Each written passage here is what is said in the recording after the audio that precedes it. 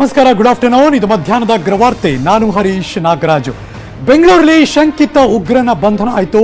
ಇದಕ್ಕೆ ಸಂಬಂಧಪಟ್ಟ ಹಾಗೆ ಈ ಕ್ಷಣ ಬರ್ತಿರುವಂತಹ ಬ್ರೇಕಿಂಗ್ ನ್ಯೂಸ್. ಅಬ್ದುಲ್ ರೆಹಮಾನ್ ಆತನ ಬಂಧನದ ದೃಶ್ಯ ಸಿಸಿಟಿವಿಯಲ್ಲಿ ಸೆರೆಯಾಗಿದೆ. ನ್ಯೂಸ್ 18 ನಲ್ಲಿ ಸಿಸಿಟಿವಿ ಎಕ್ಸ್ಕ್ಲೂಸಿವ್ ದೃಶ್ಯ ಕೆಲವೇ ಕ್ಷಣದಲ್ಲಿ ತೆರೆದುಕೊಳ್ಳುತ್ತೆ. Breaking news.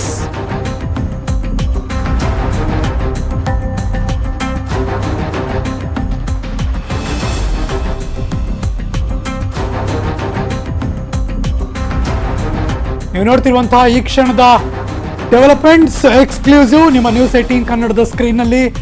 ಬೆಂಗಳೂರಿನಲ್ಲಿ ಶಂಕಿತ ಉಗ್ರನನ್ನ ಅರೆಸ್ಟ್ ಮಾಡಿದ್ದಾರೆ. ಅಬ್ದುಲ್ ರೆಹಮಾನ್, ಆತ ಡಾಕ್ಟರ್ ಕೂಡ. ಹಂಗೆ ನೋಡಕ್ ಹೋದ್ರೆ ಆತನನ್ನ ಅರೆಸ್ಟ್ ಮಾಡಿರೋ ದೃಶ್ಯ ಸಿಸಿಟಿವಿಯಲ್ಲಿ ಸೆರೆಯಾಗಿದೆ. ನ್ಯೂಸ್ 18 ನಲ್ಲಿ ಆ ದೃಶ್ಯ ಕೆಲವೇ ಕ್ಷಣದಲ್ಲಿ ತೆರೆದುಕೊಳ್ಳುತ್ತೆ. ಮೊನ್ನೆ ಅಷ್ಟೇ ಸೋಮವಾರ ಸಂಜೆ 5:30 ಬಸವನಗುಡಿಯಲ್ಲಿ ಬಂಧಿಸಿದ್ರು NIA ಅವರು. ಐಸಿಸ್ ಉಗ್ರರಿಗೆ ತರಬೇತಿಗೆ ನೆರವು ಕೊಟ್ಟಿದ್ದ ಆರೋಪ. ಟ್ರೈನಿಂಗ್ಗೆ ಆಪ್ ತಯಾರಿಸಿದ್ದ ಅಬ್ದುಲ್ ರೆಹಮಾನ್ 11 ಜನ NIA ಅಧಿಕಾರಿಗಳಿಂದ ಆತನ್ನ ಅರೆಸ್ಟ್ ಮಾಡಲಾಗಿತ್ತು. ಸ್ಥಳೀಯ ಪೊಲೀಸರು ಕೂಡ ಇದ್ರು. ಅವರೆಲ್ಲರೂ ಕೂಡ ಈ ಅರೆಸ್ಟ್ಗೆ ಸಾಥ್ ಕೊಟ್ಟಿದ್ರು. ಈ ಕ್ಷಣ ನೀವು ನೋಡ್ತಿರುವಂತಹ ಬ್ರೇಕಿಂಗ್ ನ್ಯೂಸ್. ಬೆಂಗಳೂರಿನಲ್ಲಿ ಶಂಕಿತ ಉಗ್ರನ ಲಿಂಕ್, ಆತನನ್ನ ಅರೆಸ್ಟ್ ಮಾಡಿದ್ರು NIA ಅವರು.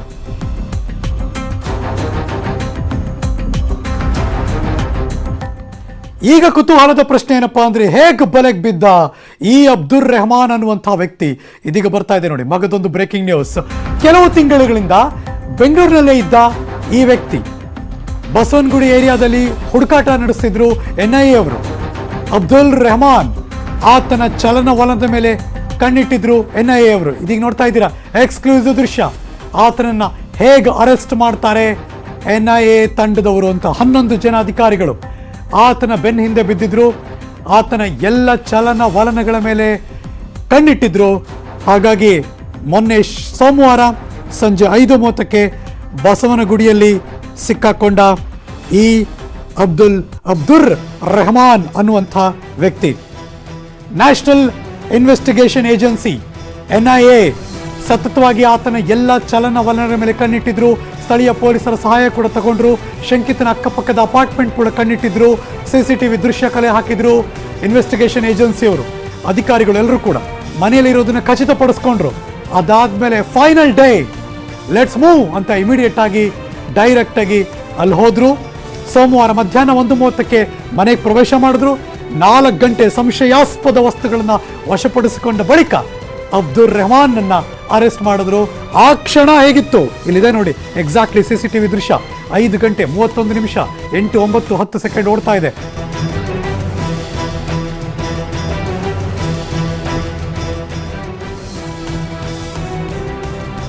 ಈ ಕ್ಷಣ ನೋಡ್ತಿರುವಂತಹ ದೃಶ್ಯಾವಳಿಗಳು ಇದು ಕಳೆದ ಸೋಮವಾರ ಸಂಜೆ 5:31 ಸುಮಾರು ಬಸವನಗುಡಿ ಆತನ ಅಪಾರ್ಟ್ಮೆಂಟ್, ಆತ ವಾಸ ಇದ್ದಂಥ ಸ್ಥಳ.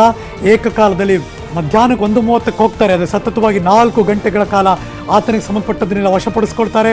ಆತನ ಎಲ್ಲ ಚಲನವಲನಗಳನ್ನು ಅಬ್ಸರ್ವ್ ಮಾಡಿದ್ದಾರೆ. ಜೊತೆಗೆ ಆತ ಮನೆಯಲ್ಲಿದ್ದದನ್ನು ಖಚಿತಪಡಿಸ್ಕೊಂಡಿದ್ದಾರೆ. ದ ಮೊಮೆಂಟ್ ಆತ ಅಲ್ಲಿ ಸ್ಟೇರ್ ಕೇಸ್ ಇಳಿದು ಆಚೆ ಬರ್ತಿದ್ದಾಗೇನೆ ನ್ಯಾಷನಲ್ ಇನ್ವೆಸ್ಟಿಗೇಷನ್ ಏಜೆನ್ಸಿ NIA 11 ಜನ ಅಧಿಕಾರಿಗಳು, ಅವ್ರ ಜೊತೆಗೆ IB ಆಫೀಸರ್ಸ್, ಇಂಟೆಲಿಜೆನ್ಸ್ ಬ್ಯೂರೋ ಅಧಿಕಾರಿಗಳು ಕೂಡ, ಸ್ಥಳೀಯ ಪೊಲೀಸರು ಕೂಡ ಸಾಥ್ ಕೊಟ್ಟಿದ್ರು. ಹಾಗಾಗಿ ಎಲ್ಲರೂ ಕೂಡ ಮಫ್ತಿಲೇ ಇರ್ತಾರೆ. ಆಸ್ ಇಟ್ ಈಸ್ ಅಲ್ಲಿ ಇನ್ಯಾರ್ದೋ ಅಪಾರ್ಟ್ಮೆಂಟ್ ಮನೆಗೆ ಬಂದಿರೋ ಹಾಗೆ ಇನ್ನೆಲ್ಲೋ ಕೂತಿರ್ತಾರೆ. ಅವ್ರವ್ರದ್ದೇ ಆದಂಥ ಸೆಟ್ ಆಫ್ ಪ್ಲಾನಿಂಗ್ ಇರುತ್ತೆ. ಆ ಪ್ಲಾನಿಂಗ್ ಪ್ರಕಾರ ಎಕ್ಸಿಕ್ಯೂಟ್ ಮಾಡ್ತಾರೆ. ಎಲ್ಲರೂ ಮಾಸ್ಕ್ ಹಾಕೊಂಡಿದ್ದಾರೆ. ಆ ವ್ಯಕ್ತಿ ಕೂಡ ಹಾಗೇನೆ ಅಬ್ದುಲ್ ರೆಹಮಾನ್ ಆ ವ್ಯಕ್ತಿಯನ್ನ ಟ್ರೇಸ್ ಔಟ್ ಮಾಡಿದ್ರು, ಕನ್ಫರ್ಮೇಷನ್ ತಗೊಂಡ್ರು. ಅದಾದ್ಮೇಲೆ ಆತನಿಗೆ ಸಂಬಂಧಪಟ್ಟಂತಹ ಹಲವಾರು ಮಾಹಿತಿಗಳನ್ನ ಕಲೆ ಹಾಕಿದ್ರು. ಫೈನಲ್ ಡೇ ಡಿಸೈಡ್ ಮಾಡಿದ್ರು. ಆತ ಅಲ್ಲೇ ಇದ್ದಾನೆ ಅಂತ ಡಬಲ್ ಕನ್ಫರ್ಮೇಷನ್ ಆದಮೇಲೆ ಅಪಾರ್ಟ್ಮೆಂಟ್ಗೆ ಎಂಟ್ರಿ ಕೊಡ್ತಾರೆ. ತದನಂತರ ಅಲ್ಲಿ ಸುಮಾರು 4 ಗಂಟೆ ಕಳೆದಿದ್ದಾರೆ ಅವರು ಕೂಡ. ಬಿಕಾಸ್ ಆತ ಇರೋದು, ಆತ ಹೊರಗೆ ಬರುವಂತಹ ಸಮಯ, ಇದೆಲ್ಲವನ್ನು ಅಬ್ಸರ್ವ್ ಮಾಡಿದ ನಂತರದಲ್ಲಿ ಆತ ಸ್ಟೇರ್ ಕೇಸ್ ಇಳಿತಾನೆ. ಆಗ ನೋಡಿ ಹಿಂದ್ಗಡೆ ಎಷ್ಟು ಇಬ್ಬರ ಒಂದು 10-11 ಜನ, ಅವರೆಲ್ಲರೂ ಕೂಡ NIA ಆಫೀಸರ್ಸ್. ಬಂದಪ್ಪ, ನಾನಾಗಲೇ ಹೇಳಿದ್ನಲ್ಲ, ಡಾಕ್ಟರ್ ಅಬ್ದುಲ್ ರೆಹಮಾನ್ ಅನ್ನುವ ವ್ಯಕ್ತಿ. ಈತ MBBS ಡಾಕ್ಟರ್, ಆಪ್ಟಮಾಲಜಿ ಸ್ಟಡಿ ಮಾಡಿ ಪಾಸ್ಔಟ್ ಆಗಿರೋರು. ಪಾಸ್ಔಟ್ ಆಗದಂಥ ಒಬ್ಬ ವ್ಯಕ್ತಿ. ಅಫ್ಕೋರ್ಸ್ ಈ ವರ್ಷ ಹಂಗೆ ನೋಡಕ್ಕೆ ಹೋದ್ರೆ. ಅದಾದ ನಂತರದಲ್ಲಿ ಈತ ಬೇರೆದೇನೇ ಇರಲಿ, ಆದರೆ ಉಗ್ರ ಸಂಘಟನೆಯ ಲಿಂಕ್ ಇತ್ತು ಅಂದಾಗ ಕ್ಯಾನ್ ಇಮ್ಯಾಜಿನ್ ಹೆಂಗಾಗಿರ್ಬೇಡ, ಆತನ ಜೊತೆ ಓದಿರೋರು, ಆತನ ಇನ್ಸ್ಟಿಟ್ಯೂಷನ್ನು ಮತ್ತು ಆತ ನಡ್ಕೊಂಡಿರುವಂಥ ರೀತಿ, ಇದೆಲ್ಲವೂ ಕೂಡ ಆ ಉಗ್ರರಿಗೆ ಆ್ಯಪನ್ನು ಡೆವಲಪ್ ಮಾಡಿಕೊಟ್ಟಿರೋದು, ಮಾಹಿತಿಗಳನ್ನು ರವಾನೆ ಮಾಡಿರೋದು, ಇದೆಲ್ಲವೂ ಕೂಡ ಆತನ ಮೇಲಿರುವಂಥ ಆರೋಪ. ಹಾಗಾಗಿನೇ ಆತನನ್ನು ಅರೆಸ್ಟ್ ಮಾಡಿದ್ದಾರೆ. ಇವರೆಲ್ಲ ಸೋಮವಾರ ಸಂಜೆ 5:30 ಸುಮಾರಿಗೆ ಆ ಬಂಧನದ ದೃಶ್ಯ ನಿಮ್ಮ ನ್ಯೂಸ್ 18 ಕನ್ನಡದ ಸ್ಕ್ರೀನ್ನಲ್ಲಿ, ಯಾಕೆಂದರೆ ಬಂಧನದ ಬ್ರೇಕಿಂಗ್ ನ್ಯೂಸ್ ಕೊಟ್ಟಿದ್ವಿ. ಈಗ ಅದೆಲ್ಲವನ್ನು ಕೂಡ ನಾವು ನಿಮ್ಮ ನ್ಯೂಸ್ 18 ಕನ್ನಡದ ಸ್ಕ್ರೀನಲ್ಲಿ ತೋರಿಸ್ತಾ ಇದ್ದೀವಿ. ಅಷ್ಟು ಈಸಿ ಅಲ್ಲ ಹಂಗೆ ನೋಡೋಕ್ಕೆ ಹೋದರೆ. ಈತನ ಟ್ರೇಸ್ ಔಟ್ ಮಾಡಿರೋದೆ ಬಿಕಾಸ್ ಉಗ್ರ ಸಂಘಟನೆ ಲಿಂಕು ಅಂದಾಗ ಡಾಕ್ಟರ್ ಆಗಿದ್ದಾರೆ ಅಂತ ಗೊತ್ತಾದಾಗ ಎಲ್ಲ ಮಾಹಿತಿಯನ್ನು ಕಲೆ ಹಾಕಬೇಕಾಗುತ್ತೆ. ಇದನ್ನು NIA ಮತ್ತು IB ಅವರು ತುಂಬ ಸೀರಿಯಸ್ ಆಗಿ ಮಾಡಿದ್ದಾರೆ. ಐಸಿಸ್ ಕ್ಯಾಂಪ್ನಲ್ಲಿ ಚಿಕಿತ್ಸೆಯನ್ನು ಕೊಡ್ತಾ ಇದ್ದ ಈ ಡಾಕ್ಟರ್ ಅಬ್ದುಲ್ ರೆಹಮಾನ್ ಅನ್ನೋ ಮಾಹಿತಿ ಗೊತ್ತಾಗ್ತಾ ಇದೆ. ಗಾಯಾಳು ಉಗ್ರರಿಗೆ ಟ್ರೀಟ್ಮೆಂಟ್ ಕೊಡ್ತಾ ಇದ್ದ. 10 ದಿನದ ಬಳಿಕ ಸಿರಿಯಾದಿಂದ ವಾಪಸ್ ಬಂದಿದ್ದ. ವೈದ್ಯಕೀಯವಾಗಿ ಐಸಿಸ್ಗೆ ಸಹಾಯದವನ್ನ ಹಸ್ತವನ್ನು ಚಾಚಿದ್ದ. ಎಲ್ಲ ಆರೋಪಗಳು ಆತನ ಮೇಲಿದೆ. ISKP ಸಂಘಟನೆಯ ಸಕ್ರಿಯ ಸದಸ್ಯ, ಬಾಂಗ್ಲಾ ಮೂಲದ ನಿಷೇಧಿತ ಸಂಘಟನೆ ಅದು. ಈ ಉಗ್ರ ಸಂಘಟನೆ ಜೊತೆ ಸಂಪರ್ಕ ಇರುವ ಆರೋಪ ಡಾಕ್ಟರ್ ಅಬ್ದುಲ್ ರೆಹಮಾನ್ ಅನ್ನುವ ವ್ಯಕ್ತಿ.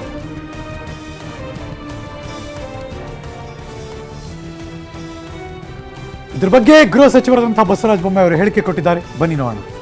ನಿನ್ನೆ ಬಂಧನವನ್ನ ಮಾಡಿದ್ದಾರೆ. ಈಗಾಗಲೇ NIA ಹೇಳಿಕೆ ಕೊಟ್ಟಿದೆ. ಆ ಕೇಸಿನ ಬಗ್ಗೆ NIA ಏನು ಹೇಳಿದೆ ಅದರ ಬಿಟ್ಟು ನಾನು ಏನನ್ನ ಹೇಳಕ್ಕೆ ಇಚ್ಛೆ ಪಡೋದಿಲ್ಲ. NIA ಜೊತೆಗೆ IST ಅವರು ಕೂಡ ನಿರಂತರವಾಗಿ ಸಂಪರ್ಕದಲ್ಲಿದ್ದಾರೆ. NIAಗೆ ಸಂಪೂರ್ಣವಾದಂಥ ಒಂದು ಸಹಕಾರವನ್ನು ನಾವು ಮಾಡ್ತಾ ಇದ್ದೇವೆ ಮತ್ತು ಕೆಲವು ನಮ್ಮ ಕೇಸುಗಳಲ್ಲಿ NIA ಕೂಡ ಸಹಕಾರವನ್ನು ಮಾಡ್ತಾ ಇದೆ. ನಾವು 2 ಟೆರರಿಸ್ಟ್ ಗುಂಪುಗಳನ್ನು ಬಸ್ಟ್ ಮಾಡಿದ್ದೇವೆ. ಈ ಪ್ರಕ್ರಿಯೆ ನಿರಂತರವಾಗಿ ನಡೀತಾ ಇದೆ. ಈ ದೇಶದ ಸುರಕ್ಷತೆ, ಆಂತರಿಕ ಸುರಕ್ಷತೆ ಮತ್ತು ದೇಶದ ಗಡಿ ಆಚೆ ಇರುವಂಥ ಶಕ್ತಿಗಳು ಏನು ಕೆಲಸ ಮಾಡ್ತಾ ಇದ್ದಾವೆ ಅದರ ಮೇಲೆ ಜಂಟಿ ಕಾರ್ಯಾಚರಣೆ ಮಾಡುವಂಥದ್ದು ಬಹಳ ಅವಶ್ಯಕತೆ ಇದೆ. ನಿನ್ನೆ ಈ ಎಲ್ಲದ್ರ ಬಗ್ಗೆ ಮತ್ತಷ್ಟು ಮಾಹಿತಿಯನ್ನು ಕೊಡೋದಕ್ಕೆ ನನ್ನ ಸಹೋದ್ಯೋಗಿ ಕ್ರೈಮ್ ಬ್ಯೂರೋಯಿಂದ ಮಂಜು ನೇರ ಸಂಪರ್ಕದಲ್ಲಿ ಇದೀಗ ಲಭ್ಯರಿದ್ದಾರೆ. ಗುಡ್ ಆಫ್ಟರ್ನೂನ್ ಮಂಜು. ವೆಲ್ ಪ್ಲಾನ್ಡ್ ಹಂಗೆ ನೋಡೋಕ್ಕೋದ್ರೆ, ಬಟ್ ಈ ವ್ಯಕ್ತಿಯ ಈ ಥರದ ಬ್ಯಾಕ್ಗ್ರೌಂಡ್ ಇದೆ ಅಂತ ಯಾರು ಕೂಡ ನಂಬಲಿಕ್ಕೆ ಸಾಧ್ಯನೇ ಇರಲ್ಲ. ಆ ಥರ ಎಲ್ಲಿಂದ ಶುರುವಾಯಿತು, ಹೇಗೆಲ್ಲ ಪ್ಲ್ಯಾನ್ ಆಯಿತು, ಎಕ್ಸಿಕ್ಯೂಟ್ ಆಗಿರೋ ಮಾಹಿತಿ ಮತ್ತು ವಿಷಯನೇ ಒಂದು ರೋಚಕವಾಗಿದೆ ಮಂಜು.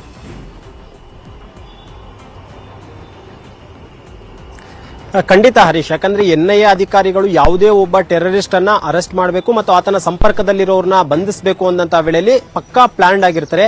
ಕೇವಲ 1-2 ದಿನಗಳಲ್ಲಿ ಇವರು ಆಪರೇಷನ್ ಅನ್ನ ಮಾಡಲ್ಲ, ತಿಂಗಳಾನುಗಟ್ಲೆ ಅವರನ್ನ ಅಬ್ಸರ್ವೇಷನ್ ಅನ್ನ ಮಾಡ್ತಾರೆ. ಯಾಕಂದ್ರೆ ಇದರಲ್ಲೂ ಕೂಡ ಅಷ್ಟೇ ಅಬ್ದುಲ್ ರೆಹಮಾನ್ ಎನ್ನುವಂತ ಈತ ಏನಿದ್ದಾನೆ, ಈತನನ್ನು ಕೂಡ ಅಷ್ಟೇ ಸುಮಾರು 2 ತಿಂಗಳುಗಳ ಕಾಲ NIA ಅಧಿಕಾರಿಗಳ ತನ್ನ ಅಬ್ಸರ್ವೇಷನ್ ಅನ್ನ ಮಾಡ್ತಿರ್ತಾರೆ. ಪ್ರತಿನಿತ್ಯವೂ ಕೂಡ ಅಷ್ಟೇ ಈತ ಎದ್ದಾಗಲಿಂದ ರಾತ್ರಿ ಮನೆಗೆ ಬರುವವರೆಗೂ ಕೂಡ ಅಷ್ಟೇ ಎಲ್ಲೆಲ್ಲಿ ಸುತ್ತಾಡ್ದ, ಯಾರ್ಯಾರನ್ನ ಭೇಟಿ ಮಾಡ್ದ ಅಂತ ಪ್ರತಿಯೊಂದು ಅಂಶಗಳನ್ನು ಕೂಡ ಅಷ್ಟೇ NIA ಅಧಿಕಾರಿಗಳು ಗಮನಿಸ್ತಾನೆ ಇರ್ತಾರೆ.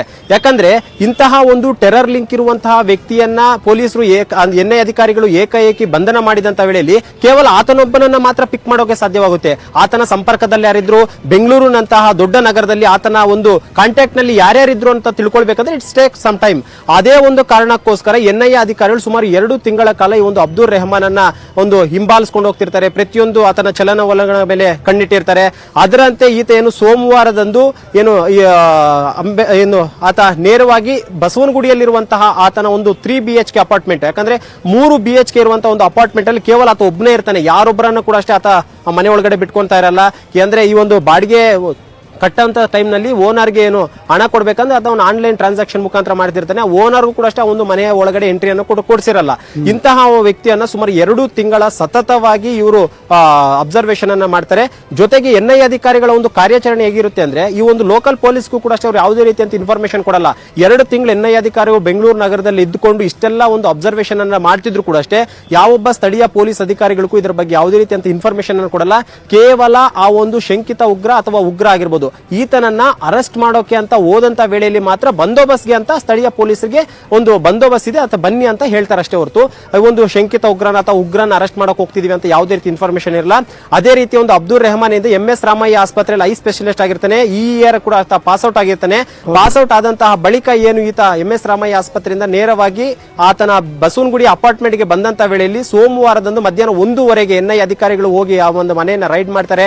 ರೈಡ್ ಮಾಡಿದಂತ ಬಳಿಕ ಸುಮಾರು 4 ಗಂಟೆಗಳ ಸತತವಾಗಿ ಆ ಒಂದು ಅಪಾರ್ಟ್ಮೆಂಟ್ ಅನ್ನ ಕಾರ್ಯಾಚರಣೆ ಮಾಡ್ತಾರೆ. ಆ ಒಂದು ಅಪಾರ್ಟ್ಮೆಂಟ್ ಅಲ್ಲಿ ಏನೆಲ್ಲ ಆತನ ಥಿಂಗ್ಸ್ ಇದೆ, ಏನೆಲ್ಲ ರೀತಿಯಂತ ಪ್ಲಾನ್ ಮಾಡ್ಕೊಂಡಿದ್ದೆ ಈತ, ಜೊತೆಗೆ ಈತನ ಸಂಪರ್ಕದಲ್ಲಿ ಯಾರ್ಯಾರಿದ್ರು, ಈತನ ಲ್ಯಾಪ್ಟಾಪ್ ನಲ್ಲಿ ಏನಿತ್ತು, ಜೊತೆಗೆ ಈತ ಯೂಸ್ ಮಾಡ್ತಿದ್ದಂತ ಮೊಬೈಲ್ ಫೋನ್ ನಲ್ಲಿ ಏನಿತ್ತು, ಹೀಗೆ ಪ್ರತಿಯೊಂದು ಅಂಶಗಳನ್ನು ಕೂಡ NIA ಅಧಿಕಾರಿಗಳು ಕೂಲಂಕುಷವಾಗಿ ಪರಿಶೀಲನೆ ಮಾಡ್ತಾರೆ.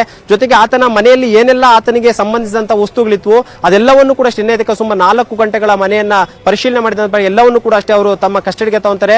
ಜೊತೆಗೆ ಸುಮಾರು 5:00 ಅಂದ್ರೆ ಸುಮಾರು 1:00 ಹೋದಂತ NIA ಅಧಿಕಾರಿಗಳು 5:00 ಕೂಡ ಅವರ ಮನೆಯನ್ನ ಶೋಧ ಮಾಡ್ತಾರೆ. ಲ್ಯಾಪ್ಟಾಪ್ ಆಗಿರ್ಬೋದು, ಆತನ ಪೆನ್ ಡ್ರೈವ್ ಆಗಿರ್ಬೋದು, ಹಾರ್ಡ್ ಡಿಸ್ಕ್ ಆಗಿರ್ಬೋದು, ಆತನ ಬಳಸಿದಂತ ಮೊಬೈಲ್ ಆಗಿರ್ಬೋದು ಅಥವಾ ಬೇರೆ ಯಾವುದೇ ಎಲೆಕ್ಟ್ರಿಕ್ ಐಟಮ್ ಗಳನ್ನ ಅಥವಾ ಬಳಸ್ತಿದ್ರು ಕೂಡ ಎಲ್ಲನ್ನು ಕೂಡ ಈಗಾಗಲೇ ವಶಕ್ಕೆ ಪಡ್ಕೊಂಡು ಸೋಮವಾರ ಸಂಜೆ 5:00 ವೇಳೆಗೆ ಆತನನ್ನ NIA ಅಧಿಕಾರಿಗಳು ಈಗಾಗಲೇ ಬಂಧನ ಮಾಡ್ಕೊಂಡು ಹೋಗಿದ್ದಾರೆ. ಪ್ರಮುಖವಾಗಿ ಸಿರಿಯಾಗೆ ಈತ ಏನು ಬೆಂಗಳೂರಿನಲ್ಲಿರುವಂತಹ ಕೆಲವೊಬ್ಬರಿಗೆ ಮೆಡಿಕಲ್ ಎಮರ್ಜೆನ್ಸಿ ಅಂತ ಒಂದು ಸರ್ಟಿಫಿಕೇಟ್ ಅನ್ನು ಈತ ಕೊಡ್ತಿದ್ದ. ಆ ಒಂದು ಸರ್ಟಿಫಿಕೇಟ್ ಕೊಟ್ಟು ಸಿರಿಯಾದಲ್ಲಿ ಇವರಿಗೆ ಟ್ರೀಟ್ಮೆಂಟ್ ಕೊಡೋದಕ್ಕೆ ಅವಶ್ಯಕತೆ ಇದೆ, ಹಾಗಾಗಿ ಸಿರಿಯಾಕ್ಕೆ ರೆಫರ್ ಮಾಡ್ತೀನಿ ಅನ್ನುವಂತ ಮಾತಲ್ಲಿ ಇವರ ಒಂದು ಸಿಗ್ನೇಚರ್ ಅನ್ನು ಹಾಕಿ ಕೂಡ ಅಷ್ಟೇ ಅವ್ರನ್ನ ಕಳಿಸ್ಕೊಡ್ತಿದ್ದ. ಹಾಗಾದ್ರೆ ಸಿರಿಯಾಗೆ ಬೆಂಗಳೂರು ನಗರದಿಂದ ಎಷ್ಟು ಜನರನ್ನ ಇದುವರೆಗೂ ಕೂಡ ಈ ರೀತಿಯಾದ ಸರ್ಟಿಫಿಕೇಟ್ ಅನ್ನು ಕೊಟ್ಟು ಈತ ಕಳಿಸ್ಕೊಟ್ಟಿದೆ ಅನ್ನೋದು ಈಗ ಸಾಕಷ್ಟು ಒಂದು ಪ್ರಶ್ನೆ ಕೂಡ NIA ಅಧಿಕಾರಿಗಳು ಉದ್ಭವ ಆಗ್ತಿದೆ. ಆ ನಿಟ್ಟಿನಲ್ಲಿ ಈಗ NIA ಅಧಿಕಾರಿಗಳು ಈಗ ಆತನನ್ನ ವಶಕ್ಕೆ ಯಾರೋ ಒಂದು ಅಪಾರ್ಟ್ಮೆಂಟ್ ಅಲ್ಲಿ ಒಂದು 3 BHK ಡಾಕ್ಟರ್ ಇದ್ದಾರೆ ಅಂತ ಅಪಾರ್ಟ್ಮೆಂಟ್ ಅವ್ರಿಗೆ ಗೊತ್ತಿರುತ್ತೆ. ಡಾಕ್ಟರ್ ಅಂದಾಗ ಯಾವಾಗಲೂ ರೆಸ್ಪೆಕ್ಟ್ ಅಂತೂ ಇದ್ದೇ ಇರುತ್ತೆ. ಹೆಂಗೆ ಒಬ್ಬನೇ ವ್ಯಕ್ತಿ ಅಂದ್ರೆ ಈತನ ಪೂರ್ವಾಪರ ಅಂದ್ರೆ ಅಪ್ಪ ಅಮ್ಮ ಫ್ಯಾಮಿಲಿ ಯಾರೋ ಮನೆಗೆ ಬರ್ತಿರ್ಲಿಲ್ವಾ? ಅಪಾರ್ಟ್ಮೆಂಟ್ ಅವ್ರು ಏನು ಹೇಳ್ತಾರೆ ಇದುವರೆಗೂ ಯಾರಿಗೂ ಅನುಮಾನನೇ ಬರ್ತಿರ್ಲಿಲ್ವಾ?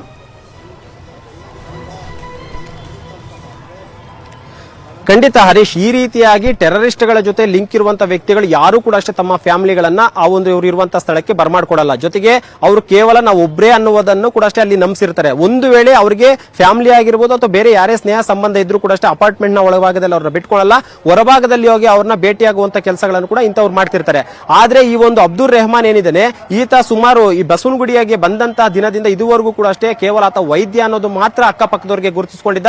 ಜೊತೆಗೆ ಆತನಿಗೆ ಅಪಾರ್ಟ್ಮೆಂಟ್ ಕೊಟ್ಟಂತಹ ಓನರ್ ಏನಿದ್ದಾನೆ ಆತನಿಗೂ ಕೂಡ ಅಷ್ಟೇ ಈತ ಒಳ್ಳೆ ವೈದ್ಯಕೀಯ ವಿದ್ಯಾರ್ಥಿ, ಜೊತೆಗೆ ಮುಂದಿನ ದಿನಗಳಲ್ಲಿ ವೈದ್ಯನಾಗುವನು ಅನ್ನೋದು ಮಾತು ಗೊತ್ತಿತ್ತು ಹೊರತು ಈತನಿಗೆ ಟೆರರಿಸ್ಟ್ ಗಳ ಜೊತೆ ಲಿಂಕ್ ಇರೋದ ವಿಚಾರವಾಗಿ ಆಗಿರ್ಬೋದು ಅಥವಾ ಬೇರೆ ಯಾವುದೇ ವಿಚಾರವೂ ಕೂಡ ಅಷ್ಟೇ ಅಪಾರ್ಟ್ಮೆಂಟ್ ನಲ್ಲಿರುವಂತಹ ಓನರ್ ಆಗಿರ್ಬೋದು ಅಥವಾ ಅಕ್ಕಪಕ್ಕದಲ್ಲಿರುವಂತಹ ನಿವಾಸಿಗಳಿಗೆ ಯಾರಿಗೂ ಕೂಡ ಅಷ್ಟೇ ವಿಚಾರ ಗೊತ್ತಿರಲಿಲ್ಲ. ಯಾವಾಗ NIA ಅಧಿಕಾರಿಗಳು ಸೋಮವಾರದಿಂದ ಈ ಒಂದು ಅಬ್ದುಲ್ ರೆಹಮಾನ್ ಅನ್ನ ಅರೆಸ್ಟ್ ಮಾಡ್ಕೊಂಡು ಹೋಗ್ತಾರೆ, ಅರೆಸ್ಟ್ ಮಾಡ್ಕೊಂಡು ಹೋದಂತಹ ವೇಳೆಯಲ್ಲಿ ಮಾತ್ರ ಈ ಒಂದು ವಿಚಾರ ಎಲ್ಲರಿಗೂ ಕೂಡ ಗೊತ್ತಾಗಿದೆ. ಒಂದು ಟೆರರಿಸ್ಟ್ ಲಿಂಕ್ ಇರುವಂತಹ ವ್ಯಕ್ತಿಗೆ ಈ ಒಂದು ಅಪಾರ್ಟ್ಮೆಂಟ್ ನಲ್ಲಿ ಬಾಡಿಗೆ ಕೊಟ್ಟಿದ್ರು ಅನ್ನೋದನ್ನು.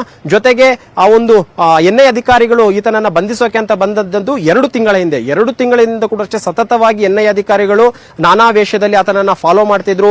MS ರಾಮಯ್ಯ ಆಸ್ಪತ್ರೆಗೂ ಕೂಡ ಆತ ಹೋದಂತ ವೇಳೆಯಲ್ಲಿ ಅಲ್ಲಿ ಯಾರ್ಯಾರ ಜೊತೆ ಈತ ಸಂಪರ್ಕದಲ್ಲಿದ್ದ, ಪ್ರಮುಖವಾಗಿ ಪ್ರತಿನಿತ್ಯವೂ ಯಾರೆಲ್ಲ ವ್ಯಕ್ತಿಗಳನ್ನ ಈತ ಭೇಟಿ ಆಗ್ತಿದ್ದಾಗೆ ಪ್ರತಿಯೊಂದು ಅಂಶಗಳನ್ನು ಕೂಡ NIA ಅಧಿಕಾರಿಗಳು ಮನದಟ್ಟು ಮಾಡಿಕೊಂಡು ಸೋಮವಾರದಿಂದ ಈತನನ್ನ ಅರೆಸ್ಟ್ ಮಾಡ್ಕೊಂಡಿದ್ದಾರೆ. ಸದ್ಯಕ್ಕೆ ಈಗ ಯಾರೆಲ್ಲ ಈತನ ಜೊತೆ ಸಂಪರ್ಕದಲ್ಲಿದ್ರು, ಯಾರೆಲ್ಲರಿಗೂ ಕೂಡ ಅಷ್ಟೇ ಈತ ತುಂಬಾ ಆತ್ಮೀಯನಾಗಿದ್ದ, ಯಾರೆಲ್ಲರ ಜೊತೆ ಪ್ರತಿನಿತ್ಯವೂ ಸಂಪರ್ಕದಿದ್ದಾಗೆ ಪ್ರತಿಯೊಂದು ಕೂಡ ಇನ್ಫಾರ್ಮೇಶನ್ ಅನ್ನ ಗ್ಯಾದರ್ ಮಾಡಿಕೊಂಡು ತದನಂತರ NIA ಅಧಿಕಾರಿಗಳು ಅವರನ್ನು ಕೂಡ ಅಷ್ಟೇ ನೋಟಿಸ್ ಕೊಟ್ಟು ವಿಚಾರಣೆಗೆ ಹಾಜರಾಗುವಂತ ಸೂಚನೆ ಕೊಟ್ಟು ತದನಂತರ ಅವರನ್ನು ವಿಚಾರಣೆ ಮಾಡುವಂತ ಸಾಧ್ಯತೆಗಳಿರುತ್ತೆ. Harish, thank you so much Manjunath. ಈ ಕ್ಷಣದ ಮಾಹಿತಿಗಾಗಿ ಬ್ರೇಕಿಂಗ್ ನ್ಯೂಸ್ ನ ನ್ಯೂಸ್ 18 ಕನ್ನಡದಲ್ಲಿ ನೋಡಿದವರು ಅಯ್ಯೋ ನಮ್ಮ ಬಸವನಗುಡಿ ನಮ್ಮ ಏರಿಯಾದಲ್ಲೇ ಇದ್ದಾಯ್ತಾ ಅಂತ ಅಂತಿರ್ತೀರಾ. ಎಲ್ಲಪ್ಪ ಯಾವ ಬಿಲ್ಡಿಂಗು ಅನ್ನೋರಿಗೆ ಈಗ ಕೊಡ್ತಾ ಇದೀವಿ ನೋಡಿ ನ್ಯೂಸ್. ಬಸವನಗುಡಿಯಲ್ಲಿರುವಂತಹ ಯುನೈಟೆಡ್ ಡಿಸೈರ್ ಬಿಲ್ಡಿಂಗ್ ಅದು. ಆ ಬಿಲ್ಡಿಂಗ್ ತೋರಿಸ್ತಾ ಇದೀವಿ ನೋಡಿ, ಬಲಭಾಗದಲ್ಲಿ ರೋಡು, ಬಿಲ್ಡಿಂಗು ಎಷ್ಟು ವಿಶಾಲವಾಗಿದೆ ರೋಡು, ಎಲ್ಲ ಎಲೈಟ್ ಪೀಪಲ್ ವಾಸ ಆಗಿರುವಂತಹ ಜಾಗ ಇದು. ಇದೇ ಯುನೈಟೆಡ್ ಡಿಸೈರ್, ಇದೇ ಅಪಾರ್ಟ್ಮೆಂಟ್. ಅದು ಅಪಾರ್ಟ್ಮೆಂಟಲ್ಲಿ ಇರೋರಿಗೂ ಯಾರಿಗೂ ಗೊತ್ತಿರಲ್ಲ, ಆ ಮಟ್ಟಕ್ಕಿದೆ ಅದು. ಸೊ ಹಾಗಾಗಿ ಇದೇ ಬಿಲ್ಡಿಂಗ್ನ first floor doctor Abdul Rehman ಅನ್ನುವ ಈ ವ್ಯಕ್ತಿ, ಉಗ್ರರ ನಂಟಿರುವ ಈ ವ್ಯಕ್ತಿ ವಾಸವಾಗಿರ್ತಾನೆ. 3 ಬೆಡ್ರೂಮ್ನ ಅಪಾರ್ಟ್ಮೆಂಟ್ ಅದು. ಡಾಕ್ಟರ್ ಅಬ್ದುಲ್ ರೆಹಮಾನ್ ಅನ್ನುವ ವ್ಯಕ್ತಿ ವಾಸ ಇದ್ದದ್ದು. ಆ ಜಾಗಕ್ಕೆ ನನ್ನ ಕೊಲೀಗ್ ಮುನಿರಾಜು ಹೋದರು. ಆ ಮುನಿರಾಜು ಹೋಗಿ ಕಂಪ್ಲೀಟ್ ಆಗಿ ರೋಡ್ ಹೆಂಗಿದೆ, ಹೆಂಗೆ ಅಪ್ರೋಚ್ ಆಗುತ್ತೆ, ಹೆಂಗೆ ವಾಸ ಇದ್ದ ಆತ ಎಲ್ಲವನ್ನು ಕೂಡ ಒಂದು ವಾಕ್ ಥ್ರೂ ಮಾಡಿದ್ದಾರೆ. ಲೆಟ್ಸ್ ಸಿ, ನಾನು ನೋಡಬೇಕು ಅಂತ ಕಾಯ್ತಾ ಇದ್ದೀನಿ. ಬೆಂಗಳೂರಿನಲ್ಲಿ ಐಸಿಸ್ ಲಿಂಕ್ ಹೊಂದಿದ್ದಂತ ಶಂಕಿತ ಉಗ್ರರನ್ನ ಎನ್ಐಎ ಅಧಿಕಾರಿಗಳು ಬಂಧಿಸಿದ್ದಾರೆ. ಆತ ಬೆಂಗಳೂರಿನ ಬಸವನಗುಡಿ ಇರುವಂತ ಈ ಒಂದು ಅಪಾರ್ಟ್ಮೆಂಟ್ ನಲ್ಲಿ ಕಳೆದ ಒಂದು ಕೆಲವು ವರ್ಷಗಳಿಂದ ನೆಲೆಸಿದ್ರು. ಈ ಒಂದು ಅಪಾರ್ಟ್ಮೆಂಟ್ ಏನಿದೆ ಯುನೈಟೆಡ್ ಡಿಸೈರ್ ಅಂತೇಳಿ, ಈ ಅಪಾರ್ಟ್ಮೆಂಟ್ ನ ಮೊದಲನೇ ಮಹಡಿಯಲ್ಲಿ ಆತ ಇಲ್ಲಿ ಒಂದು ವಾಸವಾಗಿದ್ರು. ಮತ್ತೆ ಬೆಂಗಳೂರಿನ MS ರಾಮಯ್ಯ ಒಂದು ಮೆಡಿಕಲ್ ಕಾಲೇಜಿನಲ್ಲಿ ಆತ ಒಂದು MD ಅನ್ನ ಸಹ ಮಾಡ್ತಿದ್ರು. ಮತ್ತೆ ಇತ್ತೀಚೆಗೆ ಒಂದು MD ಅನ್ನ ಡಿಸ್ಟ್ರಿಕ್ಟ್ ನಲ್ಲಿ ಪಾಸ್ ಮಾಡಿದಂತ ಆ ವ್ಯಕ್ತಿ ಈಗ ಒಂದು NIA ಅಧಿಕಾರಿಗಳ ಬಲೆಗೆ ಬಿದ್ದಿರುವಂತದ್ದು. ಯಾಕಂದ್ರೆ ಆತ ಒಂದು ಬೆಂಗಳೂರಿನಲ್ಲಿ ಇದ್ಕೊಂಡು ಒಂದು ಐಸಿಸ್ ಲಿಂಕ್ ಅನ್ನ ಒಂದು ಸಂಪರ್ಕ ಸಾಧಿಸಿದ್ದ. ಮತ್ತೆ ಐಸಿಸ್ ಜೊತೆ ಒಂದು ಸಂಪರ್ಕ ಹೊಂದಿದ್ದಂತ ಒಂದು ದಂಪತಿಗಳ ಜೊತೆ ಈತ ಒಂದು ಸಂಪರ್ಕವನ್ನು ಹೊಂದಿದ್ದು ಸಹ ಪತ್ತೆಯಾಗಿತ್ತು. ಈ ಬಗ್ಗೆ ಮತ್ತೆ ಈತ ಒಂದು ಇಸ್ಲಾಮಿಕ್ ಸ್ಟೇಟ್ ಕೊರೋಸನ್ ಪ್ರಾವಿನ್ಸ್ ಎಂಬ ಒಂದು ಸಂಘಟನೆಯೊಂದಿಗೂ ಸೇರಿದ್ದು, ಒಂದು ಐಸಿಸ್ ಉಗ್ರ ಸಂಘಟನೆಯೊಂದಿಗೆ ಸಂಪರ್ಕ ಹೊಂದಿದ್ದು ಹಾಗೂ ತಿಹಾರ್ ಜೈಲಿನಲ್ಲಿ ಅಬ್ದುಲ್ ಬಸಿತ್ ಎಂಬ ಉಗ್ರನ ಜೊತೆ ಒಂದು ನೇರ ಸಂಪರ್ಕವನ್ನು ಹೊಂದಿದ್ದು ತನಿಖೆ ವೇಳೆ ಪತ್ತೆಯಾಗಿತ್ತು. ಮತ್ತೆ ಅದೇ ರೀತಿ ಪೂನಾ ಮೂಲದ ಸಾದಿಯಾ ಮತ್ತೆ ಅನ್ವರ್ ನಬಿಲ್ ಮತ್ತೆ ಸಿದ್ದಿಕಿ ಎಂಬುವರ ಜೊತೆ ಸಹ ಒಂದು ಸಂಪರ್ಕ ಹೊಂದಿದ್ದು ಬೆಳಕಿಗೆ ಬಂದಿದೆ. ಹಾಗೂ CAA ಮತ್ತೆ NRC ವೇಳೆ ಒಂದು ಉಗ್ರ ಕೃತ್ಯಗಳನ್ನ ಎಸಗೋದಕ್ಕೆ ಸಹ ಒಂದು ಸಂಚನ್ನ ಈ ಒಂದು ದಂಪತಿಗಳು ಮಾಡಿದ್ರು ಅಂತ ಹೇಳಿ NIA ಅಧಿಕಾರಿಗಳ ಒಂದು ತನಿಖೆಯಿಂದ ಗೊತ್ತಾಗಿರುವಂತದ್ದು. ಆದ್ರಿಂದ NIA ಅಧಿಕಾರಿಗಳು ನಿನ್ನೆ ಒಂದು ವಿಶೇಷ ತಂಡ ಈ ಒಂದು ಅಪಾರ್ಟ್ಮೆಂಟ್ ಮೇಲೆ ಒಂದು ದಾಳಿ ನಡೆಸಿ ಒಂದು ಈತನನ್ನ ಬಂಧಿಸಿರುವಂತದ್ದು ಸಹ ಈಗ ಗೊತ್ತಾಗಿರುವಂತದ್ದು. ಈಗಾಗಲೇ ಆರೋಪಿಯನ್ನ ಬಂಧಿಸಿ ದೆಹಲಿಗೆ ಕರ್ಕೊಂಡು ಹೋಗಿದ್ದು ಅಲ್ಲಿ ಒಂದು ವಿಶೇಷ ನ್ಯಾಯಾಲಯಕ್ಕೆ ಒಂದು ಹಾಜರುಪಡಿಸಿ ತಮ್ಮ ವಶಕ್ಕೂ ಸಹ ಪಡ್ಕೊಂಡಿದ್ದಾರೆ. ಇನ್ನು ಶಂಕಿತ ಉಗ್ರ ಏನಿದ್ದಾನೆ ಈತ ಒಂದು 2014ರಲ್ಲಿ ಒಂದು ಸಿರಿಯಾ ಕ್ಯಾಂಪ್ಗೂ ಸಹ ಭೇಟಿ ಕೊಟ್ಟಿದ್ದು ಅಲ್ಲಿ 10 ದಿನಗಳ ಕಾಲ ಒಂದು ಕ್ಯಾಂಪ್ ನಲ್ಲಿ ಬಿಡಾರ ಹೂಡಿದ್ದ. ಮತ್ತೆ ಅಲ್ಲಿ ಒಂದು ಗಾಯಗೊಂಡಿದ್ದಂತ ಶಂಕಿತ ಉಗ್ರರು ಏನಿದ್ದಾರೆ ಅವ್ರಿಗೆ ಒಂದು ಟ್ರೀಟ್ಮೆಂಟ್ ಕೊಡುವಂತ ಕೆಲಸವನ್ನು ಸಹ ಮಾಡಿದ್ದ ಅಂತೇಳಿ ಈಗ ಒಂದು ತನಿಖೆಯಿಂದ ಗೊತ್ತಾಗಿದೆ. ಈಗಾಗಲೇ ಆತನನ್ನ ನಿನ್ನೆ ಬಂಧಿಸಿ ಈಗಾಗಲೇ ದೆಹಲಿ ಒಂದು ಕೋರ್ಟ್ಗೆ ಹಾಜರುಪಡಿಸಿ ಅಧಿಕಾರಿಗಳು ತಮ್ಮ ವಶಕ್ಕೂ ಸಹ ಪಡ್ಕೊಂಡಿದ್ದಾರೆ. ಏನು ಬೆಂಗಳೂರಿನಲ್ಲಿ ಕಳೆದ 5-6 ತಿಂಗಳಿಂದ ಒಂದು ಶಂಕಿತ ಉಗ್ರರ ಬೇಟೆ ಸಹ ಶುರುವಾಗಿರೋದ್ರಿಂದ ಈಗ ಈತನ ಒಂದು ಬಂಧನ ಸಾಕಷ್ಟು ಮಹತ್ವದ ಸುಳಿವು ಸಹ ಕೊಟ್ಟಿರುವಂತದ್ದು. ಕ್ಯಾಮರಾ ಪರ್ಸನ್ ಲೋಕೇಶ್ ಜೊತೆ ಮುನಿರಾಜು, ನ್ಯೂಸ್ 18 ಕನ್ನಡ, ಬೆಂಗಳೂರು. ಮುಂದುವರಿಯುತ್ತೆ, ಒಂದು ಚಿಕ್ಕ ಬ್ರೇಕ್ ಆದ್ಮೇಲೆ ಕಾಯ್ತಾ ಇರಿ. Welcome back. ಬೆಂಗಳೂರು ಗಲಭೆ ಕೇಸ್ ತನಿಖೆ ಈಗ ಮತ್ತಷ್ಟು ಚುರುಕುಗೊಳ್ತಾ ಇದೆ. ಪೊಲೀಸ್ ಕಮಿಷನರ್ ಕಚೇರಿಗೆ ಶಾಸಕ ಅಖಂಡ ಶ್ರೀನಿವಾಸ ಮೂರ್ತಿ ಬಂದಿದ್ದಾರೆ. CCB DCP ರವಿಕುಮಾರ್ ಭೇಟಿ ಮಾಡೋಕ್ಕೆ ಅಂತ ಅಖಂಡ ಶ್ರೀನಿವಾಸ ಮೂರ್ತಿ ಬಂದಿದ್ದಾರೆ. Breaking news.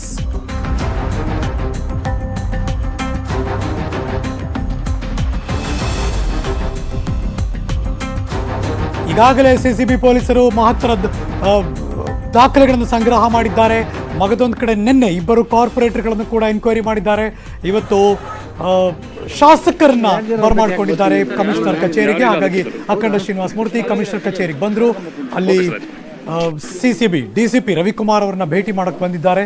ಅಖಂಡ ಶ್ರೀನಿವಾಸ ಮೂರ್ತಿ ಅವರ ಹೇಳಿಕೆಗಳನ್ನು ದಾಖಲು ಮಾಡಿಕೊಡ್ತಾರೆ. ಹೇಳಿಕೆಗಳನ್ನು ದಾಖಲಿಸಿಕೊಳ್ಳೋರು DCP ರವಿಕುಮಾರ್ ಅವರು. ನೋಡ್ತಿರುವಂತಹ ಬಲಭಾಗದ ದೃಶ್ಯ.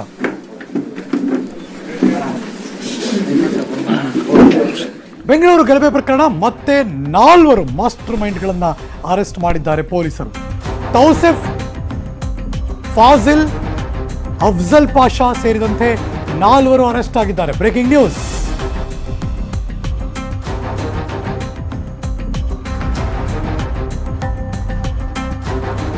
JDS ಮುಖಂಡ ವಾಜಿದ್ ಮಾಹಿತಿಯನ್ನು ಕೊಟ್ಟ. ಮಾಹಿತಿಯ ಮೇರೆಗೆ 100 ಜನರನ್ನ ಕರೆಸಿ ಗಲಭೆ ಮಾಡಿಸಿದ್ದ ಆರೋಪಿಗಳು ಇದೀಗ ಜನರನ್ನ ಸೇರಿಸಿ ಬೆಂಕಿ ಹಚ್ಚಿಸಿದ್ದಂತಹ ಆರೋಪಿಗಳು ಆ ಮಾಸ್ಟರ್ ಮೈಂಡ್ ಹುಡುಕಾಟಕ್ಕೆ ಪ್ರತಿನಿತ್ಯ ಟ್ರೈ ಮಾಡ್ತಿದ್ರು. ಈಗ 4 ಜನ ಸಿಕ್ಕಿದ್ದಾರೆ. ನಿನ್ನೆ ವಿಚಾರಣೆ ಸಂದರ್ಭದಲ್ಲಿ 4 ಹೆಸರನ್ನ ವಾಜಿದ್ ಬಾಯ್ಬಿಟ್ಟಿದ್ದ. ಇದೀಗ ಆ 4 ಕೂಡ ಪೊಲೀಸರು ಅರೆಸ್ಟ್ ಮಾಡಿದ್ದಾರೆ. ತೌಸಿಫ್, ಫಾಜಿಲ್, ಅಫ್ಜಲ್ ಪಾಷಾ ಸೇರಿದಂತೆ 4 ಜನರನ್ನ ಪೊಲೀಸರು ಇದೀಗ ಅರೆಸ್ಟ್ ಮಾಡಿ ಎನ್ಕ್ವೈರಿ ಮಾಡ್ತಿದ್ದಾರೆ.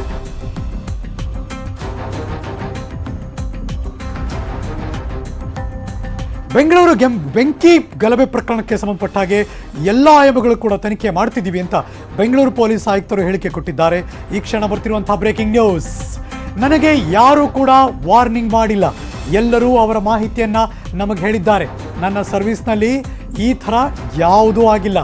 ತನಿಖೆ ಬಗ್ಗೆ ಈಗ ಏನು ಹೇಳೋಕ್ಕಾಗಲ್ಲ. ತಪ್ಪಿತಸ್ಥರು ಯಾರೇ ಇದ್ರೂ ಕೂಡ ಖಂಡಿತವಾಗ್ಲೂ ಕ್ರಮ ತೆಗೆದುಕೊಳ್ತೀವಿ ಅಂತಿದ್ದಾರೆ ನಗರ ಪೊಲೀಸ್ ಆಯುಕ್ತರು Kamal Pant. Breaking news.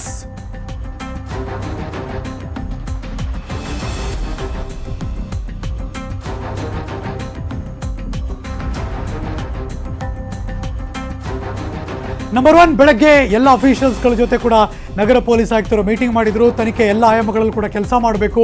Because ತುಂಬ ಜನರ ಎನ್ಕ್ವೈರಿ ಮಾಡ್ತಿದ್ರು, ಇನ್ವೆಸ್ಟಿಗೇಷನ್ ಆಫೀಸರ್ಗಳಾಗಿ ತುಂಬ ಜನ ಕೆಲಸ ಮಾಡ್ತಿದ್ದಾರೆ. ಅವರೆಲ್ಲರ ಜೊತೆ ಮೀಟಿಂಗ್ ಆಯಿತು. ತದನಂತರದಲ್ಲಿ ಅದನ್ನೇ ಬ್ರೀಫ್ ಮಾಡಿದ್ರು. ಎಲ್ಲ ಆಯಾಮಗಳಲ್ಲೂ ಕೂಡ ತನಿಖೆ ಮಾಡ್ತಿದ್ದೀವಿ ಅಂತ ಹೇಳಿಕೆಗಳನ್ನು ಕೊಟ್ಟರು. ನನಗೆ ಯಾರೂ ಕೂಡ ವಾರ್ನಿಂಗ್ ಮಾಡಿಲ್ಲ, ಎಲ್ಲರೂ ಅವರ ಮಾಹಿತಿಯನ್ನು ನಮಗೆ ಹೇಳ್ತಿದ್ದಾರೆ. ನನ್ನ ಸರ್ವಿಸ್ನಲ್ಲಿ ಈ ಥರ ಯಾವುದೂ ಕೂಡ ಆಗಿಲ್ಲ. ತನಿಖೆ ಬಗ್ಗೆ ಈಗ ಏನೂ ಹೇಳೋಕ್ಕಾಗಲ್ಲ. ತಪ್ಪಿತಸ್ಥರು ಯಾರೇ ಎಲ್ಲೇ ಇದ್ದರೂ ಕೂಡ ಕ್ರಮಗಳನ್ನು ನಾವು ತೆಗೆದುಕೊಳ್ತೀವಿ ಅಂತ ನಗರ ಪೊಲೀಸ್ ಆಯುಕ್ತ ಕಮಲ್ ಪಂತ್ ಹೇಳಿಕೆಯನ್ನು ಕೊಟ್ಟರು. ಆ ಥರ ಏನೂ ಇಲ್ಲ, ಆ ಥರ ಇಲ್ಲ. 30 ವರ್ಷ ನಾವು ಸರ್ವಿಸ್ ಮಾಡಿ ಬಂದಿದ್ದೀವಿ. ಈ ಥರ ಭಾಳ ಪ್ರಮೇಯಗಳನ್ನು ನೋಡಿದ್ದೀವಿ. ಆ ಥರ ಯಾರು ಪ್ರಮೇಯ ಯಾವಾಗಲೂ ಆಗಿಲ್ಲ, ಈಗಲೂ ಆಗಲ್ಲ. ಇಲ್ಲ, ತನಿಖೆ ಬಗ್ಗೆ ನಾನು ನೋಡಿ ಇದೆ ಹೇಳಲ್ಲ. ಈಗ ತಂಡ ಇದೆ, ಅದೇ ಥರ ಬೇರೆ ಅಧಿಕಾರಿಯವರು ಅದಕ್ಕೆ ಮಾಡ್ತಾ ಇದ್ದಾರೆ. ತನಿಖೆ ನಾವು ಕೋರ್ಟ್ಗೆಲ್ಲ ವರದಿ ಕಳಿಸ್ಬೇಕಾಗುತ್ತದೆ. ಆ ಪ್ರಕಾರ ಅದಕ್ಕೆ ನಾನೇನು ಯಾವ ವಿಷಯ ಬಗ್ಗೆ ಇಲ್ಲಿ ಟೀಕೆ ಟಿಪ್ಪಣಿ ಮಾಡಲಿಕ್ಕೆ ಆಗಲ್ಲ. ನೋಡ್ರಿ, ಇದು ವಿಷಯ ನಾವು ಡಿಸ್ಕಸ್ ಮಾಡಲಿಕ್ಕೆ ಆಗಲ್ಲ. ಅದು ನೋಡಿಕೊಂಡು ಅವ್ರದ್ದು ಏನೇ ಪರಿಸ್ಥಿತಿ ಎಲ್ಲವೂ ಮಾಡೋಣ. ನೋಡಿ, ನಾನೀಗ 1 ಗಂಟೆಯಿಂದ ಇಲ್ಲಿ ಇದ್ದೀನಿ. ನೀವೇ ನೋಡ್ತಾ ಇದ್ದೀನಿ, ನಾನೆಲ್ಲ ಅಲ್ಲಿ ಕೂಡ ಎಲ್ಲ ಕಡೆ ಹೋಗಿ ಬಂದಿದ್ದೀನಿ ಅಂತ. ಏನೋ ವಿಷಯ ಯಾರು ಬಂದರೆ ಖಂಡಿತ ನಾವು ಅವ್ರಿಗೆ ಮಾಹಿತಿ ಕೊಡ್ತೀವಿ. ನಾವು ಮಾಹಿತಿ ಕಾನೂನು ಪ್ರಕಾರ ಏನು ಮಾಡಬೇಕು ಎಲ್ಲ ಮಾಡ್ತೀವಿ. ಯಾಕಂದರೆ ನಾಳೆ ಇಲ್ಲ ಅಂದರೆ ಕೋರ್ಟ್ಗೆ ನಾವು ಉತ್ತರ ಕೊಡಬೇಕಾಗುತ್ತಲ್ಲ. ಅದಕ್ಕೆ ನಾವು ಕಾನೂನು ಬಿಟ್ಟು ಏನು ಕೆಲಸ ಮಾಡಲಿಕ್ಕೆ ಹೋಗಲ್ಲ. ಮಳೆ ಬರುವ ಪ್ರಮಾಣ ಸ್ವಲ್ಪ ಕಡಿಮೆ ಆಗಿದೆ ನಿಜ, ಆದರೆ ನೆರೆ ಮಾತ್ರ ನಿಂತಿಲ್ಲ. ಕೊಚ್ಚೋಯ್ತು ನೋಡಿ ಅರ್ಧ ಕರ್ನಾಟಕ. ಇವತ್ತು ಹೇಗಿದೆ ಮಳೆರಾಯನ ಅಬ್ಬರ? ಈ ಹೊತ್ತಿನ ಸ್ಪೆಷಲ್ ಮಹಾಪ್ರವಾಹ, ರೆಡ್ ಅಲರ್ಟ್.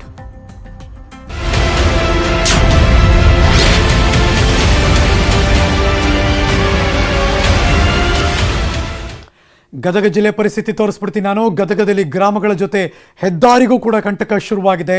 ಮಲಪ್ರಭೆ ಅಬ್ಬರಕ್ಕೆ ರಾಷ್ಟ್ರೀಯ ಹೆದ್ದಾರಿ ನ್ಯಾಷನಲ್ ಹೈವೇನೇ ಕೊಚ್ಚೋಗಿದೆ. Breaking news.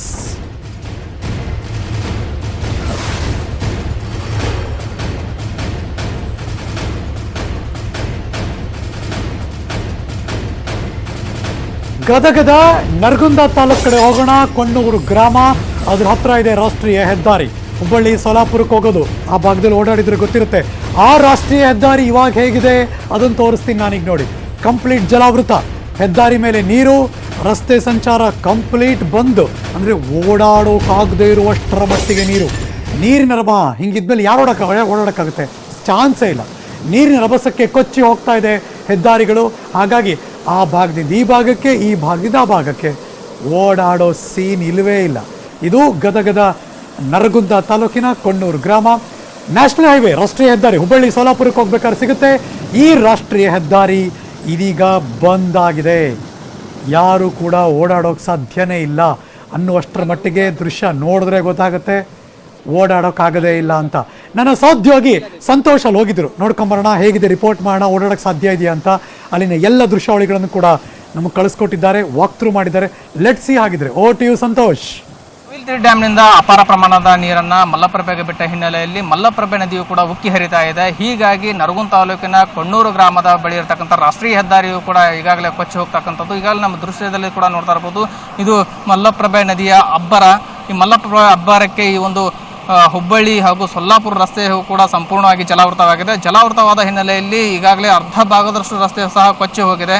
ಈ ನೋಡ್ತಾ ಇರಬಹುದು ದೃಶ್ಯದಲ್ಲೂ ಸಹ ಇಲ್ಲಿ ಸಾಕಷ್ಟು ಜನರು ಈ ಒಂದು ಮಲ್ಲಪ್ರಭೆ ಅಬ್ಬರಕ್ಕೆ ತತ್ತರಿಸಿ ಹೋಗಿದ್ದಾರೆ. ಬಾಗಲಕೋಟೆ ಜಿಲ್ಲೆಯ ಮಾರ್ಗವಾಗಿ ಏನು ಸಂಚರಿಸ್ತಕ್ಕಂಥ ಏನು ಪ್ರಯಾಣಿಕರಿದ್ದಾರೆ ಅವರು ಕೂಡ ಪರದಾಡುವಂಥ ಪರಿಸ್ಥಿತಿ ದೃಶ್ಯದಲ್ಲೂ ಸಹ ನೋಡ್ತಾ ಇರಬಹುದು. ಈ ನದಿಯ ಆ ಕಡೆ ದಡದಲ್ಲಿ ಅವರಿದ್ದಾರೆ, ಈ ಕಡೆ ದಡಕ್ಕೆ ಬರೋಕ್ಕಾಗದೆ ಸಾಕಷ್ಟು ಪರದಾಡ್ತಾ ಇದ್ದಾರೆ. ಹೀಗಾಗಿ ಇಲ್ಲಿಯ ಸಾಕಷ್ಟು ಜನರು ಸಂಕಷ್ಟಕ್ಕೆ ಸಿಲುಕಿದ್ದಾರೆ. ಯಾಕೆ ಮಲ್ಲಪ್ರಭೆ ಅಬ್ಬರವೇ ಆಗಿದೆ. ಈಗಾಗಲೇ ಅಪಾರ ಪ್ರಮಾಣದ ನೀರು ರಿಲೀಸ್ ಹಿನ್ನೆಲೆಯಲ್ಲಿ ಇಲ್ಲಿ ನರಗುಂದ ತಾಲೂಕಿನ ಕೊಣ್ಣೂರು ಗ್ರಾಮದಲ್ಲಿ ಸಾಕಷ್ಟು ಮನೆಗಳಿಗೆ ಈಗಾಗಲೇ ನೀರು ನುಗ್ಗಿದೆ.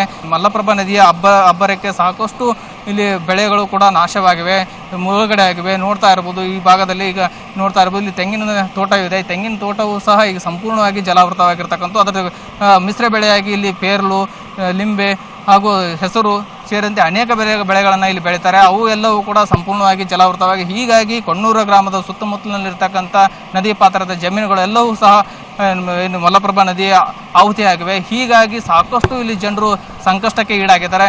ಈಗಾಗಲೇ ಇದಕ್ಕೆ ಸಾಕಷ್ಟು ಜಿಲ್ಲಾಡಳಿತ ಮುಂಜಾಗ್ರತಾ ಕ್ರಮವಾಗಿ ಇಲ್ಲಿ ಇರ್ತಕ್ಕಂಥ ಜನರನ್ನು ಸ್ಥಳಾಂತರ ಕೂಡ ಮಾಡಿದ್ದಾರೆ. ಈಗಾಗಲೇ ಹುಬ್ಬಳ್ಳಿ ಹಾಗೂ ಸೊಲ್ಲಾಪುರ ರಸ್ತೆ ಸಂಪರ್ಕ ಕೂಡ ಕಡಿತವಾಗಿರೋದ್ರಿಂದ ಸಾಕಷ್ಟು ಜನರು ಪರದಾಡುವಂಥ ಪರಿಸ್ಥಿತಿ ಕೂಡ ನಿರ್ಮಾಣವಾಗಿದೆ ಅಂತಾನೆ ಹೇಳ್ಬೋದು. ಸಂತೋಷ್ ಕೊಣ್ಣೂರು, ನ್ಯೂಸ್ 18 ಕನ್ನಡ, ಗದಗ. ಘಟಪ್ರಭಾ ಜಲಾಶಯದಿಂದ ಅಧಿಕ ನೀರು ಈಗ ಹೊರಗಡೆ ಬಿಡಲಾಗ್ತಾ ಇದೆ. ಮಾರ್ಕಂಡೇಯ ಮತ್ತು ಹಿರಣ್ಯಕೇಶಿ ನದಿ ನೀರಿನಿಂದ ಪ್ರವಾಹ ಉಂಟಾಗಿದೆ. ಬೆಳಗಾವಿಯ ಗೋಕಾಕ್ ಸುತ್ತಮುತ್ತ ನೆರೆ ಭೀತಿ. Breaking news.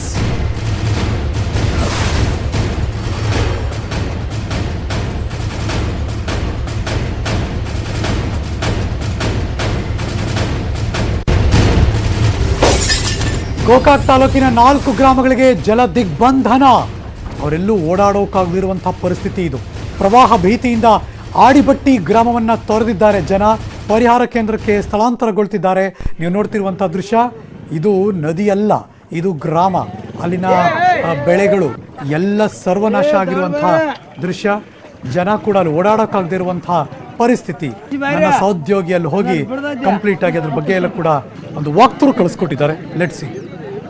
ಘಟ್ಟ ಪ್ರದೇಶದಲ್ಲಿ ಭಾರಿ ಮಳೆಯಾಗುತ್ತಿದ್ದು ಬೆಳಗಾವಿ ಜಿಲ್ಲೆಯ ಘಟಪ್ರಭಾ ನದಿ ಉಕ್ಕಿ ಹರಿತಾ ಇದೆ. ಅನ್ಬೋದು ಬೆಳಗಾವಿ ಜಿಲ್ಲೆಯ ಗೋಕಾಕ್ ತಾಲೂಕಿನ ಅಡಿಬಟ್ಟಿ ಗ್ರಾಮದಲ್ಲಿದ್ದೇವೆ. ಅಡಿಬಟ್ಟಿ ಗ್ರಾಮ ಈಗ ಸಂಪೂರ್ಣವಾಗಿ 3 ಕಡೆಯಿಂದಲೂ ಕೂಡ ನೀರು ಆವರಿಸಿದ್ದು ನಡುಗಡ್ಡೆಯಾಗಿ ಪರಿಣಮಿಸಿದೆ. ಏನು ಈಗ ಸ್ವಲ್ಪ ಇನ್ನೂ ನೀರು ಕಡಿಮೆ ಇದ್ದು ಕೆಲ ಜನಗಳು ಮಾತ್ರ ಹೊರ ಬರ್ತಿದ್ದಾರೆ. ಸಂಪೂರ್ಣವಾಗಿ ಊರನ್ನು ಖಾಲಿ ಮಾಡಲಾಗಿದೆ. ಯಾಕಂದರೆ ನೀರಿನ ಇನ್ನೂ ಹೆಚ್ಚು ನೀರು ಬರುವ ಸಾಧ್ಯತೆ ಇರುವ ಹಿನ್ನೆಲೆಯಲ್ಲಿ ಗ್ರಾಮದಲ್ಲಿ ಆತಂಕದ ವಾತಾವರಣ ನಿರ್ಮಾಣವಾಗಿರ್ತಕ್ಕಂಥದ್ದು. ಈಗಾಗಲೇ ಗ್ರಾಮಕ್ಕೆ ನೀರು ಪ್ರವೇಶವಾಗಿದ್ದು ಎಲ್ಲರೂ ಕೂಡ ಏನು ಪರಿಹಾರ ಕೇಂದ್ರಗಳಿಗೆ ಜನ ಬರ್ತಾ ಇದ್ದಾರೆ. ಈಗ ಏನು ಈ ಒಂದು ಅಂದರೆ ನೀರು ತುಂಬಿದ್ದ ನೀರಿನ ಇದರಲ್ಲೇ ಒಂದು ಇಬ್ಬರು ಈಗ ನಡೆದುಕೊಂಡು ಬರ್ತಕ್ಕಂಥ ದೃಶ್ಯ ಇದು. ಏನಂದರೆ ಅಡಿಬಟ್ಟಿ ಗ್ರಾಮ ಪ್ರತಿ ಬಾರಿಯೂ ಕೂಡ ಮಳೆ ಬಂದ ಸಂದರ್ಭದಲ್ಲಿ ಸಂಕಷ್ಟಕ್ಕೆ ಈಡಾಗುತ್ತೆ.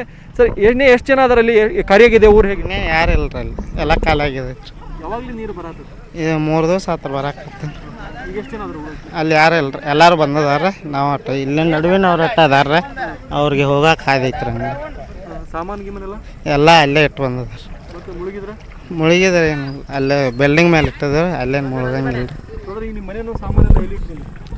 ಬಿಲ್ಡಿಂಗ್ ಮೇಲೆ ಇಟ್ಟು ಬಂದರು. ಸ್ಥಳೀಯರ ಮಂಜುನಾಥ್ ಹೇಳೋ ಮಾತು ಏನಂತಂದ್ರೆ, ಈಗ ನಮಗಾಗಲೇ ಗ್ರಾಮವನ್ನು ಬೇರೆ ಕಡೆ ಸ್ಥಳಾಂತರ ಮಾಡೋಕ್ಕೆ ಜಾಗವನ್ನು ಗುರುತು ಮಾಡಲಾಗಿದೆ. ಇನ್ನು ಮನೆ ನಿರ್ಮಾಣವಾದ ನಂತರವಷ್ಟೇ ನಮಗೆ ಈ ಬಗ್ಗೆ ಶಾಶ್ವತ ಪರಿಹಾರ ಸಿಗಲಿದೆ ಅಂತೇಳಿ ಹೇಳ್ತಿದ್ದಾರೆ. ಬೆಳಗಾವಿಯಿಂದ ಕ್ಯಾಮ್ರಾಮನ್ ಪ್ರವೀಣ್ ಜೊತೆ ಚಂದ್ರಕಾಂತ್ ಸುಗಂಧಿ, ನ್ಯೂಸ್ 18 ಕನ್ನಡ. ಬಾಲಿವುಡ್ ನಟ ಸುಶಾಂತ್ ಸಿಂಗ್ ರಜಪೂತ್ ನಿಗೂಢ ಸಾವಿನ ತನಿಖೆಯನ್ನು ಇದೀಗ ಸಿಬಿಐ ಮುಂದುವರಿಸೋದಕ್ಕೆ ಸುಪ್ರೀಂ ಕೋರ್ಟ್ ಗ್ರೀನ್ ಸಿಗ್ನಲ್ ಕೊಟ್ಟಿದೆ. ಆತ್ಮಹತ್ಯೆ ಪ್ರಕರಣ ಸಂಬಂಧ ಪಾಟ್ನಾದಲ್ಲಿ ದಾಖಲಾಗಿದ್ದಂತೆ ಎಫ್ಐಆರ್ ಅನ್ನು ಕೂಡ ಮುಂಬೈಗೆ ವರ್ಗಾಯಿಸಲು ಕೋರಿ ನಟಿ ರಿಯಾ ಚಕ್ರವರ್ತಿ ಸುಪ್ರೀಂ ಕೋರ್ಟ್ಗೆ ಮನವಿ ಸಲ್ಲಿಸಿದ್ರು. ಅದಕ್ಕೆ ಸಂಬಂಧಪಟ್ಟ ಹಾಗೆ ಕೋರ್ಟ್ ಆದೇಶವನ್ನು ಪ್ರಕಟ ಮಾಡಿದೆ. ನ್ಯಾಯಮೂರ್ತಿ ಹೃಷಿಕೇಶ್ ರಾಯ್ ಅವರಿದ್ದ ಏಕಸದಸ್ಯ ಪೀಠ ಈ ತೀರ್ಪನ್ನು ಪ್ರಕಟ ಮಾಡಿದೆ. ಸಿಬಿಐ ತನಿಖೆ ನಡೆಸುವಂತೆ ಕೋರ್ಟ್ ಆದೇಶ ಕೊಟ್ಟಿದ್ದಾರೆ. ಮಹಾರಾಷ್ಟ್ರ ಸರ್ಕಾರ ಸಿಬಿಐ ತನಿಖೆಗೆ ಸಹಕರಿಸಬೇಕು ಅಂತ ಕೂಡ ಕೋರ್ಟ್ ಹೇಳಿಕೆ ಕೊಟ್ಟಿದೆ.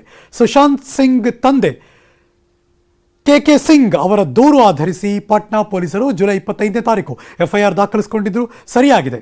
ಮುಂಬೈ ಪೊಲೀಸರು ಪ್ರಕರಣದ ಸಂಬಂಧ ಎಫ್ಐಆರ್ ದಾಖಲಿಸದೆ ಕೇವಲ ವಿಚಾರಣೆಯನ್ನಷ್ಟೇ ಮುಂದುವರಿಸಿದ್ದನ್ನು ಕೋರ್ಟ್ ಪ್ರಸ್ತಾಪಿಸಿದೆ.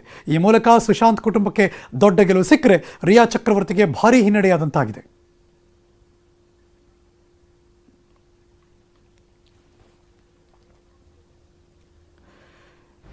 ರಿಲಯನ್ಸ್ ಕಂಪನಿ ಮಗದೊಂದು ದಾಪುಗಾಲಿಟ್ಟಿದೆ. ನೆಟ್ಮೇಡ್ಸ್ ಫಾರ್ಮಾ ಕಂಪನಿಯ ಮೇಲೆ 620 ಕೋಟಿ ರೂಪಾಯಿ ಹೂಡಿಕೆ ಮಾಡಿದೆ ರಿಲಯನ್ಸ್. ಅಂದರೆ 60% ಈಕ್ವಿಟಿ ಶೇರ್ ಖರೀದಿ ಮಾಡಿದೆ. ಹೆಲ್ತ್ ಕೇರ್ ಉತ್ಪನ್ನಗಳ ಡಿಜಿಟಲ್ ಮಾರ್ಕೆಟಿಂಗ್ನಲ್ಲಿ ನೆಟ್ಮೇಡ್ಸ್ ಬಹುದೊಡ್ಡ ಮೈಲುಗಲ್ಲನ್ನು ಸಾಧಿಸಿದೆ. ಚೆನ್ನೈ ಮೂಲದ ವಿಟಾಲಿಕ್ ಹೆಲ್ತ್ ಪ್ರೈವೇಟ್ ಲಿಮಿಟೆಡ್ ಕಂಪನಿ ನೆಟ್ಮೇಡ್ಸ್ ಅಂತಾನೆ ಫೇಮಸ್ ಆಗಿದೆ. 2015ರಿಂದ ಆನ್ಲೈನ್ ವ್ಯಾಪಾರದಲ್ಲಿ ಸಾಕಷ್ಟು ಗ್ರಾಹಕರನ್ನು ಹೊಂದಿದೆ. ಗ್ರಾಹಕರ ಮನೆ ಬಾಗಿಲಿಗೆ ಅತಿ ವೇಗವಾಗಿ ಉತ್ಪನ್ನ ತಲುಪಿಸುವಲ್ಲಿ ಹೆಸರಾಗಿದೆ ಈ ಕಂಪನಿ. ನೆಟ್ಮೇಡ್ಸ್ ಮೇಲಿನ ಹೂಡಿಕೆಗೆ RRVL ಡೈರೆಕ್ಟರ್ ಇಶಾ ಅಂಬಾನಿ ಸಂತೋಷ ವ್ಯಕ್ತಪಡಿಸಿದ್ದಾರೆ. ದೇಶದ ಪ್ರತಿಯೊಬ್ಬರಿಗೂ ಹೆಲ್ತ್ ಕೇರ್ ಉತ್ಪನ್ನ ತಲುಪಿಸುವ ಉದ್ದೇಶ ಇದೆ, ಇದು ಸಾಕಾರಗೊಳ್ತಾ ಇದೆ ಅನ್ನೋ ವಿಶ್ವಾಸ ಇದೆ ಎಂದಿದ್ದಾರೆ ಇಶಾ ಅಂಬಾನಿ. ರಿಲಯನ್ಸ್ ಹೂಡಿಕೆ ಮಾಡಿದ ಬಗ್ಗೆ ನೆಟ್ಮೇಡ್ಸ್ನ ಸಂಸ್ಥಾಪಕ ಹಾಗೆಯೇ CEO ಆಗಿರುವ ಪ್ರದೀಪ್ ದಾಧಾ ಸಂತಸವನ್ನು ವ್ಯಕ್ತಪಡಿಸಿದ್ದಾರೆ. ಇಲ್ಲಿಗೆ ಮಧ್ಯಾಹ್ನದ ಅಗ್ರವಾರ್ತೆಯನ್ನು ಮುಗಿಸಿ ನಾನು ಹೋಗಿ ಬರ್ತೀನಿ. ಮತ್ತೆ ಸಿಗ್ತೀನಿ ಮುಂದಿನ ನ್ಯೂಸ್ಗಳಲ್ಲಿ. ಪಕ್ಕಾ ನ್ಯೂಸ್ಗೆ ನೋಡ್ತಾ ಇರಿ ನ್ಯೂಸ್ 18 ಕನ್ನಡ. ಜಾಲ ನಮ್ಮ